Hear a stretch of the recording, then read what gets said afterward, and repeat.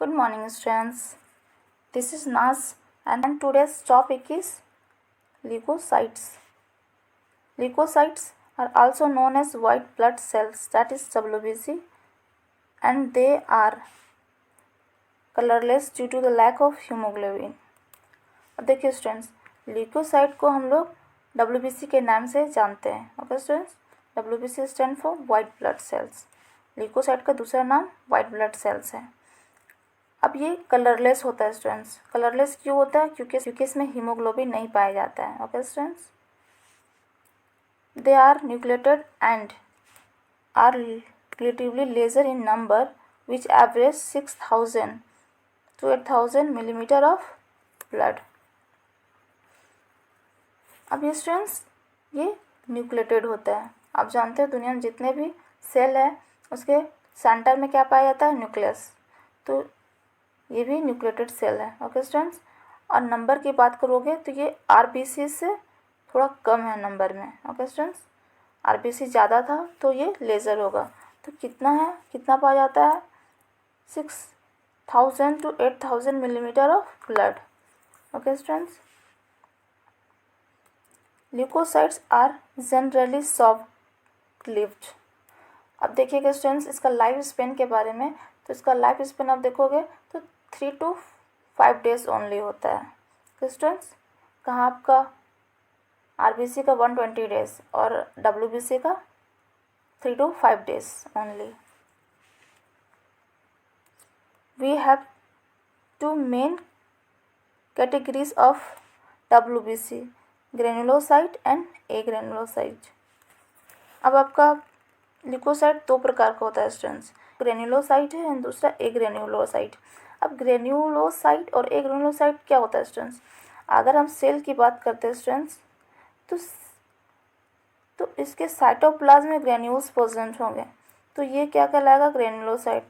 और जिसके साइटोप्लाज्म में ग्रेन्यूल्स नहीं प्रेजेंट होंगे वो एग्रेन्युलोसाइट कहलाता है. Okay students,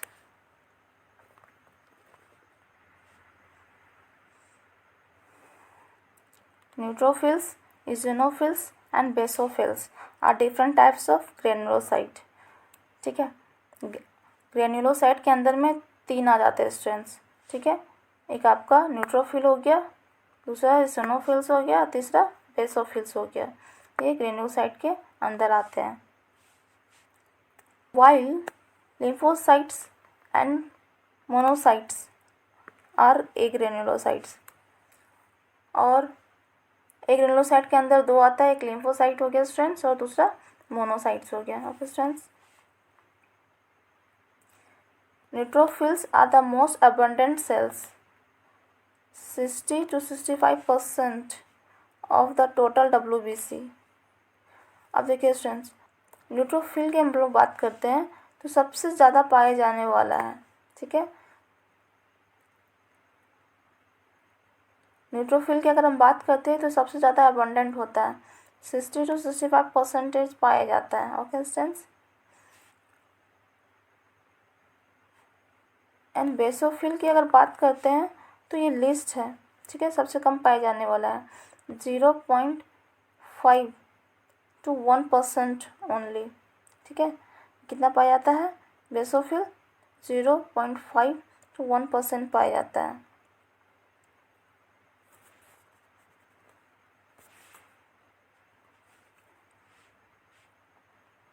neutrophils and monocytes 6 to 8%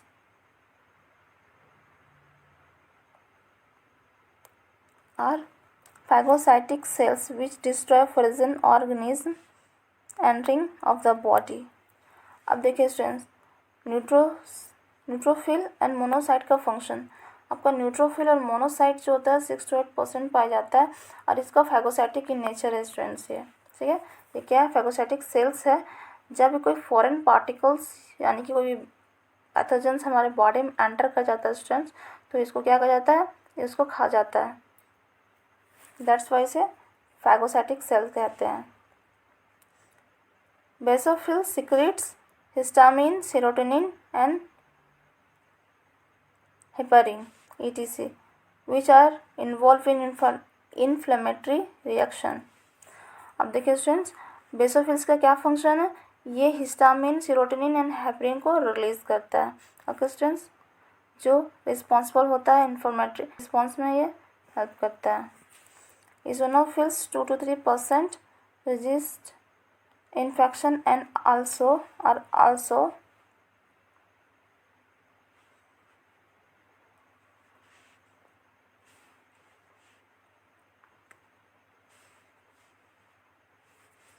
associated with the allergic reaction।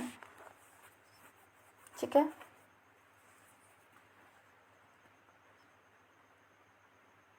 इजोनोफिल्स का क्या फंक्शन है स्टूडेंट, ये एलर्जिक रिएक्शन में रिस्पॉन्स करता है। लिम्फोसाइट्स 20-25% आर ऑफ, ठीक है, अब लिम्फोसाइट का परसेंटेज कितना होता है, 20 to 25% पाया जाता है। ये इसका 2 टाइप्स होता है students, B lymphocyte and T lymphocytes form. Both B and T lymphocytes are responsible for immune responses of the body. अब देखिए स्टूडेंट्स, 2 प्रकार का आपका लिम्फोसाइट होता है, एक बी लिम्फोसाइट और दूसरा टी लिम्फोसाइट। तो ये लिम्फोसाइट देखिए क्या होता है, B lymphocyte and T lymphocyte का नाम उसका मैच्योरेशन के अकॉर्डिंग पड़ा। बी लिम्फोसाइट जो होता है बोन मैरो में प्रोड्यूस होता है और वहीं मैच्योर भी होता है। और टी लिम्फोसाइट स्टूडेंट्स, ये टी लिम्फोसाइट्स बोन मैरो में तो बनता ही है, लेकिन ये जाके थाइमस में मैच्योर होता है। ओके स्टूडेंट्स, तो ये दोनों जो होता है रिस्पॉन्सिबल होता है हमारे इम्यून सिस्टम को प्रोवाइड करने के लिए। ओके स्टूडेंट्स, चलिए हम लोग डायग्राम देख लेते हैं। ये आपका डायग्राम आरबीसी को हो गया स्टूडेंट्स, रेड ब्लड सेल। ये रेड क्यों है, क्योंकि इसके अंदर में पिगमेंट पाया जाता है जिसे हम लोग हीमोग्लोबिन कहते हैं। ये आपका डायग्राम प्लेटलेट्स का हो गया। अब यहाँ से देखिए स्टूडेंट्स, ये आपका इज़ोनोफिल हो गया। इज़ोनोफिल में आप देखोगे यहाँ पे क्या है, इसका साइटोप्लाज्म है, इसका साइटोप्लाज्म में आपको ग्रेन्यूल्स दिख रहा है स्टूडेंट्स। इसका न्यूक्लियस जो होता है वो बाइलॉब्ड है। ये न्यूक्लियस देखिए, ये न्यूक्लियस जो है वो बाइलॉब्ड है। ओके स्टूडेंट्स, नेक्स्ट हो गया बेसोफिल। ओके स्टूडेंट्स, इसके बाद आप इसका डायग्राम देखोगे स्टूडेंट्स, तो ये न्यूट्रोफिल हो गया। तो न्यूट्रोफिल में क्या होता है, न्यूट्रोफिल का न्यूक्लियस जो होता है वो आपको मल्टी लोब्स दिखेगा, बहुत सारे लोब्स इसमें आपको दिखेंगे स्टूडेंट्स, मीन्स कि मोर देन 2 लोब्स दिखेगा। अब यहाँ पे दिखेगा स्टूडेंट्स, नेक्स्ट में आपका मोनोसाइट हो गया। तो अभी तक जितना भी देखो स्टूडेंट्स, सबसे बड़ा न्यूक्लियस जो होता है वो मोनोसाइट का होता है। ओके स्टूडेंट्स, यहाँ पे देखिए 2 प्रकार का लिम्फोसाइट, एक टी लिम्फोसाइट और एक बी लिम्फोसाइट। ओके स्टूडेंट, तो अब पढ़े हो कि 2 लिम्फोसाइट होता है स्टूडेंट्स, एक बी लिम्फोसाइट हो गया और दूसरा टी लिम्फोसाइट हो गया, जो हेल्प करता है हमारे इम्यून रिस्पॉन्स में। ठीक है, हमारे बॉडी के इम्यून रिस्पॉन्स में ये हेल्प करता है।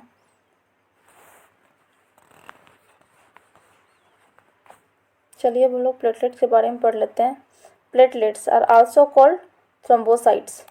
अब प्लेटलेट्स का दूसरा नाम होता है students thrombocytes. Okay, are called fragments produced from megakaryocytes special cells in the bone marrow. अब देखिएगा स्टूडेंट्स, तो ये जो होता है इसका फ्रेगमेंट्स कहाँ पाया जाता है, मेगाकारियोसाइट्स में पाया जाता है। मेगाकारियोसाइट्स कहाँ प्रेजेंट होता है स्टूडेंट्स, हमारे बोन मैरो में।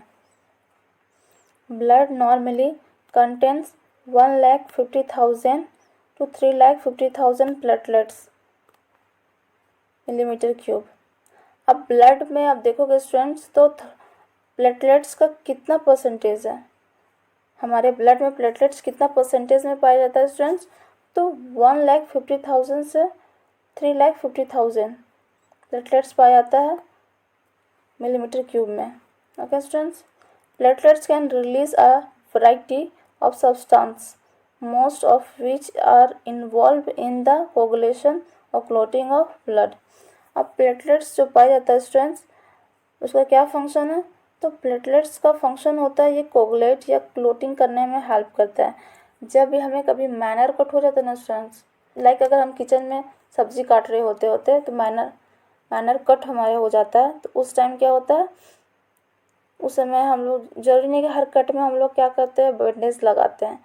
तो वो ओवरऑल कुछ टाइम के बाद आप देखोगे वो खुद ही, वो जो वुंड था वो खुद ही हील हो गया है। ठीक है, हमारा घाव खुद ही भरना स्टार्ट कर दिया। तो वो क्यों हो गया? क्योंकि हमारे बॉडी में प्लेटलेट्स होता है, वो वुंड को हील कर देता है। Okay students, reduction in the a reduction in their number can leads to clotting disorders, which will lead to the excessive loss of blood from the body.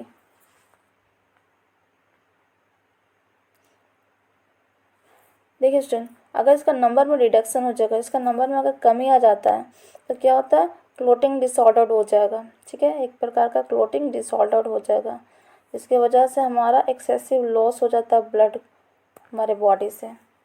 Okay students, अगर platelets का number कम पाया जाएगा हमारे blood में तो क्या होगा, clotting disorder हो जाएगा, जिसकी वजह से अगर हमको जब एक्सीडेंट होता है तो एक्सेसिव लॉस होने का चांसेस होता है ब्लड का। ओके स्टूडेंट्स, और मे बी डेथ हो जाए। If you like this video please subscribe it and thank you for watching students.